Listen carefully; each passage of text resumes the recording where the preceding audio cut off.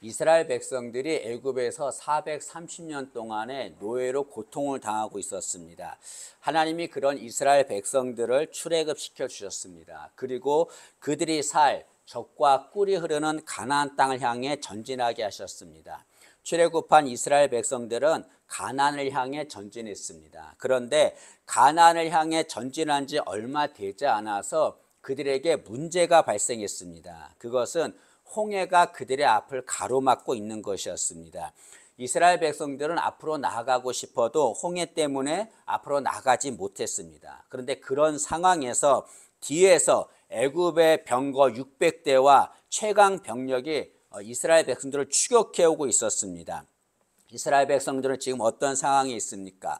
뒤로 가면 애굽 군대에게 죽고 앞으로 가면 홍해에 빠져 죽습니다. 그들은 뒤로도 갈 수 없고 앞으로도 갈 수 없는 진퇴양난에 빠져 있습니다. 그럼 이스라엘 백성들이 이 홍해에 오지 않았다면 이런 어려움을 당하지 않았겠죠. 근데 여러분, 이스라엘 백성들이 홍해에 온 것은 그들이 오고 싶어서 온 것이 아니라 하나님이 그들을 홍해로 인도했기 때문에 그렇습니다. 그럼 애굽에서 가나안까지 가는 길이 여러 개 있는데 그 중에 블레셋 길이 있습니다. 그 길로 가면은 2주간이면 가나안까지 갈 수 있었습니다. 그런데 하나님은 이스라엘 백성들을 그 블레셋 길로 인도하지 아니하시고 홍해를 인도하셨습니다. 왜 그러셨습니까?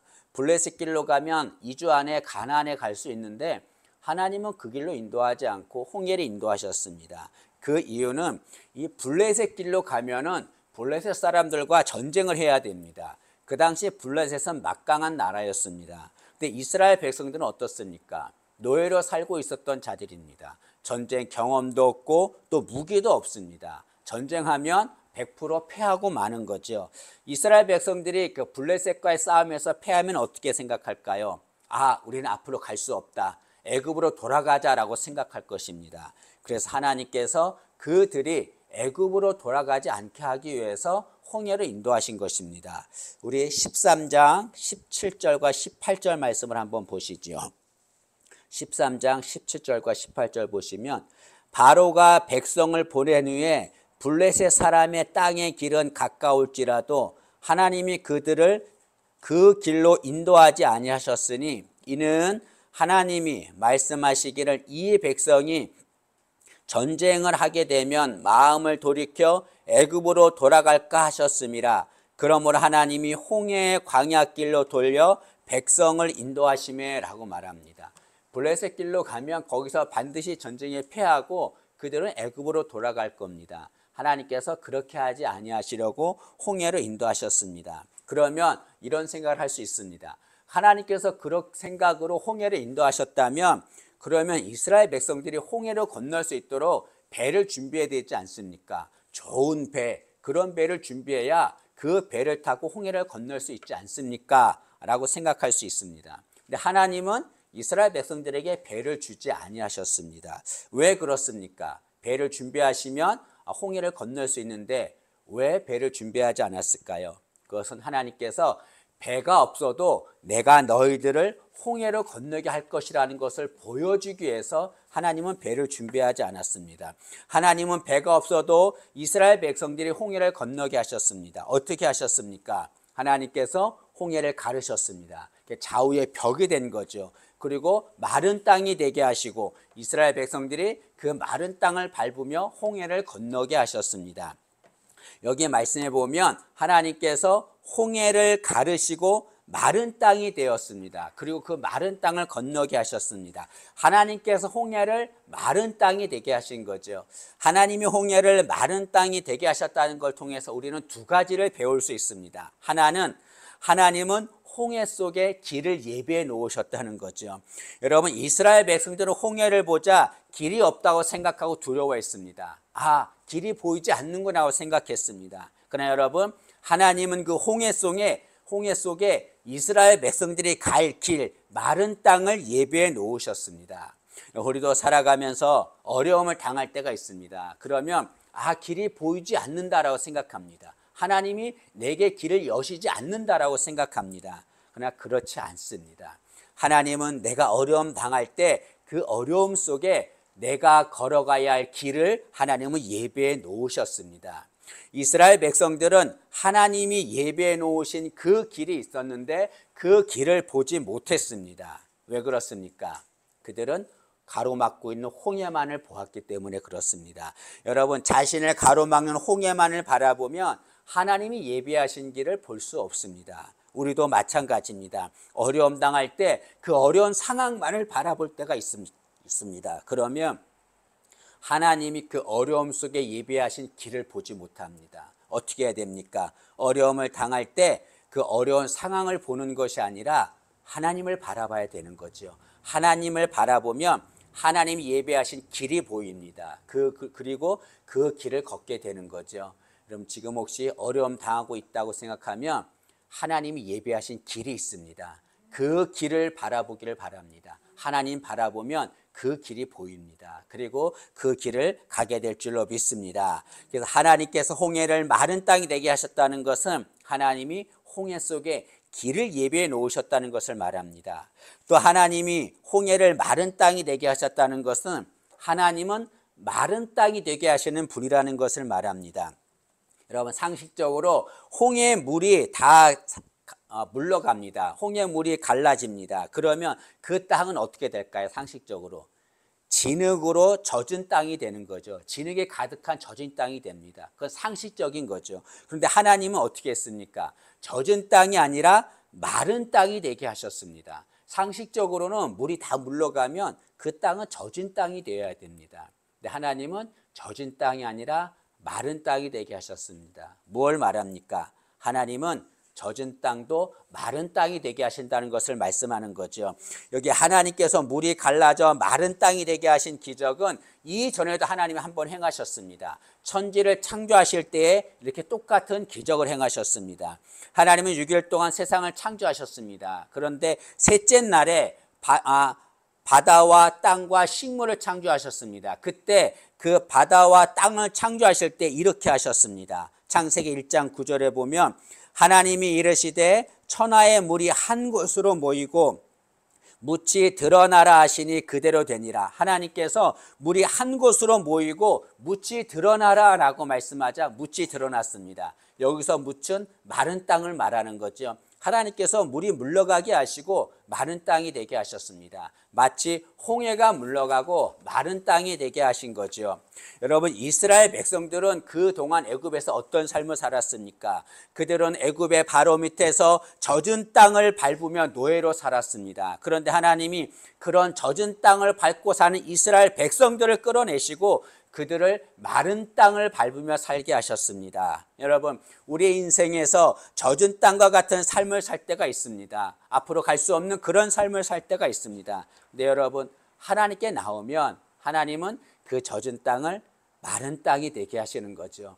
하나님이 홍해를 가르시고 마른 땅이 되게 하셨다는 것은 하나님은 우리 인생을 마른 땅이 되게 하시는 분이라는 것을 말씀합니다. 여러분, 하나님께 나와야 합니다. 하나님께 나오면 우리의 젖은 땅이 마른 땅이 될 줄로 믿습니다. 하나님께 나와서 마른 땅을 밟는 그런 복된 삶을 살기를 진심으로 소망합니다. 네, 오늘 제가 드리고 싶은 말씀이 있습니다. 그것은 이스라엘 백성들이 그 홍해 마른 땅을 건넜습니다. 그런데 그 홍해를 건넌 이스라엘 백성들이 해야 될 중요한 것이 있었습니다. 그것을 말씀드리고자 합니다. 홍해를 건넌 이스라엘 백성들이 해야 될 것이 무엇입니까? 그것은 홍해를 건넌 후에 홍해에 머물지 말고 전진해야 된다는 것을 말씀하는 거죠. 여러분, 하나님이 홍해를 가르셨습니다. 그리고 이스라엘 백성들이 그 홍해를 건넜습니다. 홍해를 건너자 하나님이 홍해의 물을 다시 원래대로 덮으셨습니다. 그리고 다시 홍해를 가르시는 기적을 행하지 않았습니다. 이거 뭘 말합니까? 이제는 뒤로 물러갈 수 없다는 거죠. 뒤로 물러갈 수 없고 앞으로만 나아가고 전진해야 된다는 것을 말씀합니다. 홍해의 물은 덮였습니다. 이제는 뒤로 물러갈 수 없습니다. 뒤로 물러가서는 안 되는 겁니다. 어떻게 해야 됩니까? 앞으로 전진해야 되는 거죠. 그 홍해에서 머물러서는 안 됩니다. 거기서 전진해 나가야 합니다. 여러분, 모세는 이스라엘 백성들이 홍해 기적을 체험했습니다. 그 홍해 기적을 체험한 이스라엘 백성들은 어떻게 했습니까?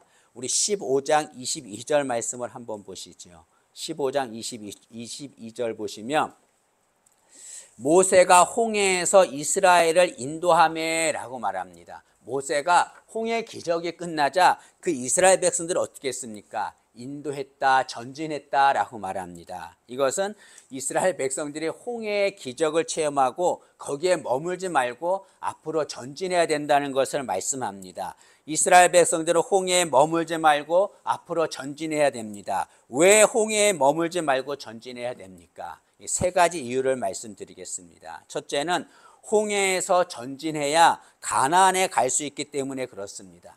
하나님은 출애굽한 이스라엘 백성들에게 가나안 땅으로 가라고 말씀하셨습니다. 그곳은 너희들이 살 곳이고 젖과 꿀이 흐르는 땅이라고 말씀하셨습니다. 하나님께서 이스라엘 백성들에게 가나안 땅으로 가라고 하시는 것은 무엇을 말합니까? 이스라엘 백성들이 가야 될 종착지가 가나안임을 말씀하는 겁니다. 그리고 홍해는 이스라엘 백성들이 가야 될 종착지가 아닙니다. 홍해가 가르는 그런 기적이 일어났어도 홍해는 이스라엘 백성들이 있어야 될 종착지가 아닙니다. 홍해는 가나안을 가기 위해서 거쳐가는 장소일 뿐입니다. 여러분, 거쳐가는 장소는 머물러 안주하는 것이 아닙니다. 그냥 통과하면 되는 겁니다. 지나가면 되는 겁니다. 때문에 홍해에 머물지 말고 전진해야 합니다. 그래야 가나안까지 갈 수 있는 거죠. 민수기 33장에 보면 이스라엘 백성들이 가나안에 가기까지 머물렀던 장소가 기록됩니다. 한 40여 장소가 기록됩니다. 거기에 보면 그 장소 중에 맨 앞에 홍해가 나옵니다. 그리고 그 뒤에 계속해서 장소가 나옵니다. 이 뭘 말합니까? 홍해는 가나안을 가기 위해서 거쳐가는 장소라는 것을 말하는 거죠. 여러분, 홍해는 이스라엘 백성들이 도착할 목적지가 아닙니다.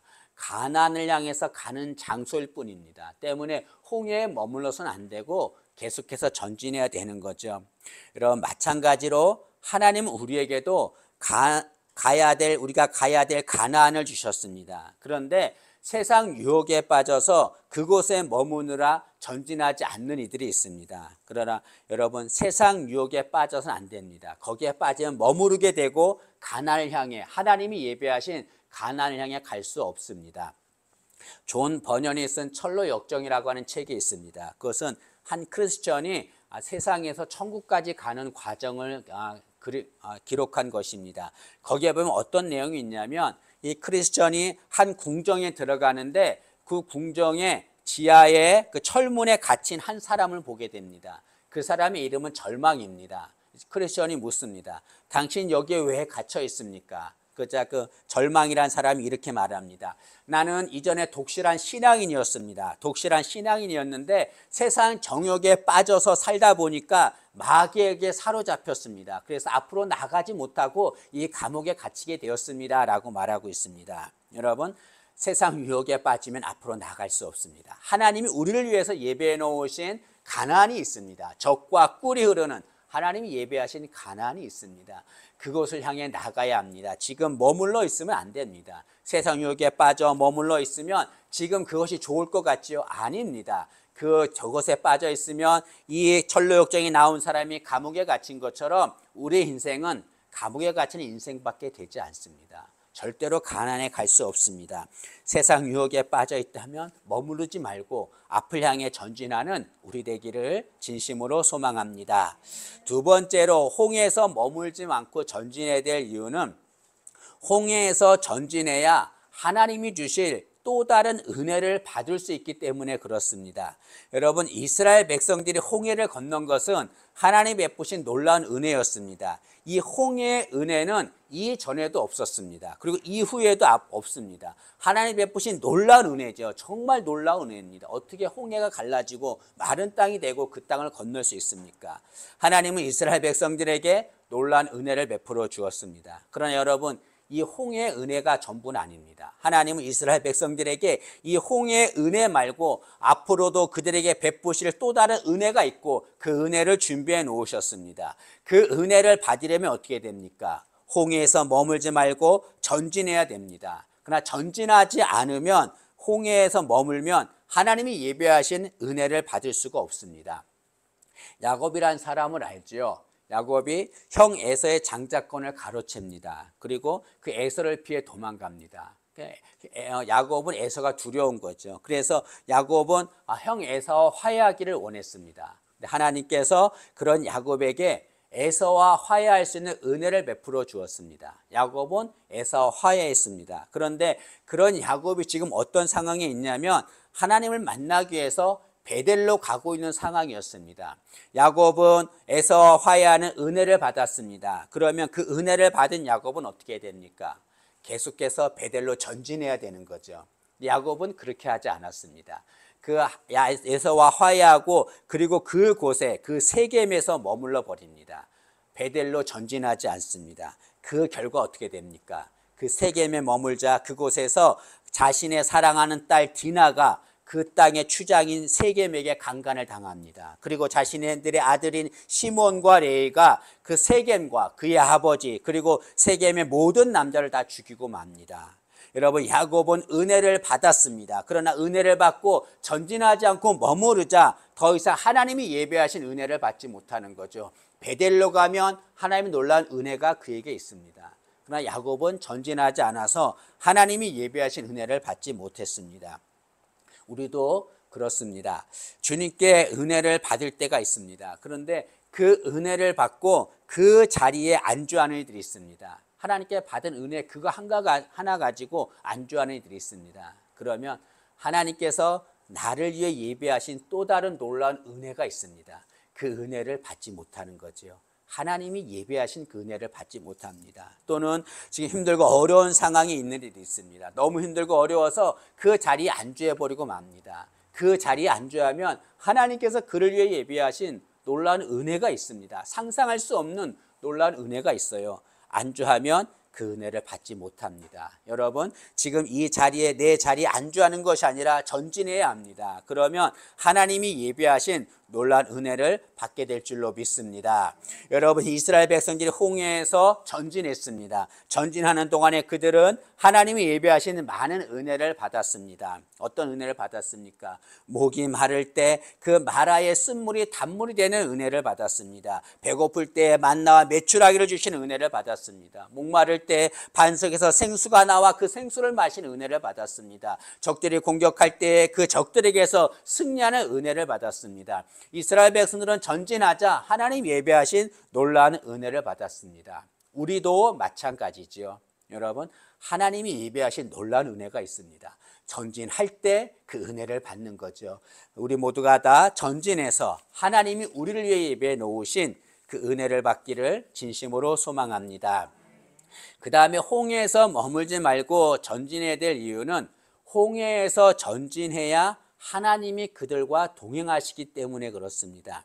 여러분, 하나님은 이스라엘 백성들에게 가나안을 향해서 전진하라라고 말씀했습니다. 이 말의 뜻이 무엇일까요?